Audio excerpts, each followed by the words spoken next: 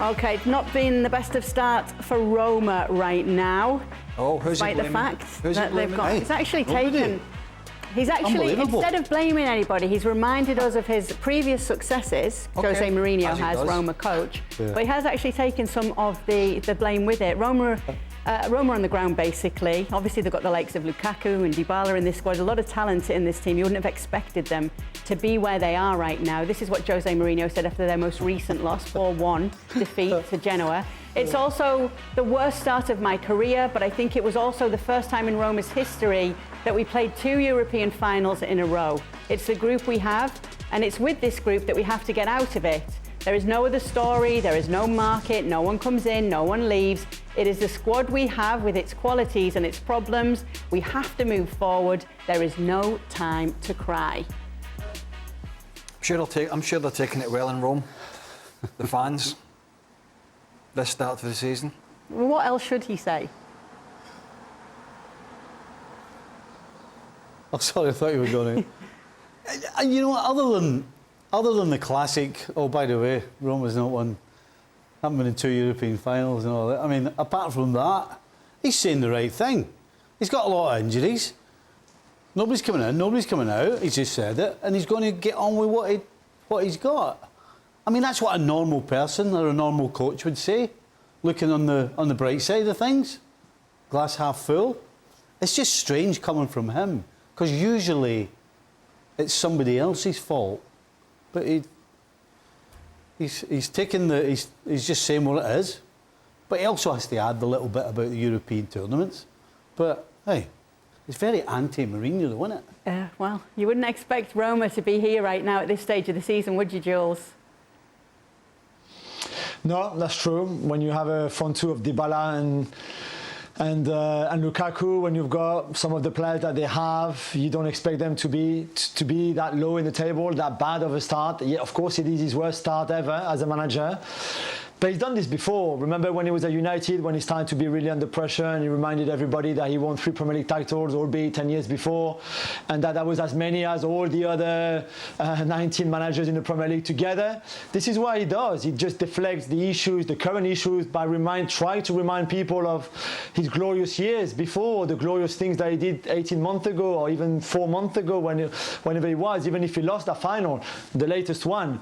So I still struggle to understand why he can't just be honest and say, listen, we've got issues, we're going to do this and that. Instead, it's just like, yeah, we are bad, but remember how good we were 18 months ago when we won the Europa Conference League. I mean, come on, that's got nothing to do with what you're doing right now. Jose Mourinho, you were a great manager one day, a long time ago. Are you still a good manager now? Let's see if we can get them out of this hole, because when they beat Empoli 7-0, 2 weeks ago, we thought, okay, this is it. They kick-started their season. Forget what happened before, the draws, the defeats, etc. They're going to be much better now.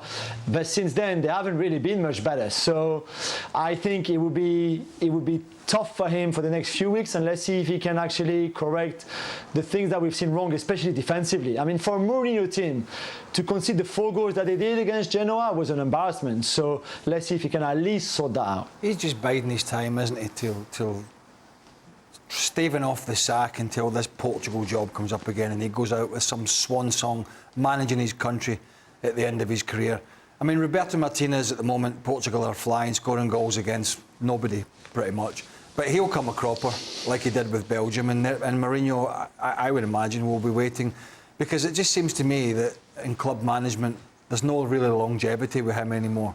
You know what I mean? When he won the Europa Conference, whatever it was, 18 months or so ago, I mean, yeah, I mean, not degrading it, but he talked it up as if it was the greatest achievement ever in his career. You know what I mean? And now they're struggling again. And I've never felt that.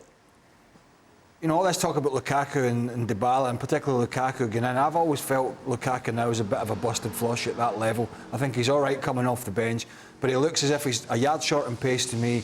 And you know, I just don't think he's going to be able to do the business. And I think ultimately with Mourinho, I think the Portuguese job is something that we're going to see him in sooner rather than later. I mean, I don't know how long Martinez will be in that job for, but surely to God, there's going to come a time where you've got to get fed up going from club to country to club to country and managing and seeing your reputation. Not, you know, you never take away what he has achieved. And my God, he's achieved some great things as a manager when you think back.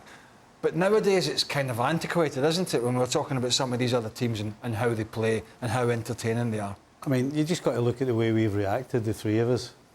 We kind of went, oh, you know. Oh. I mean, that's...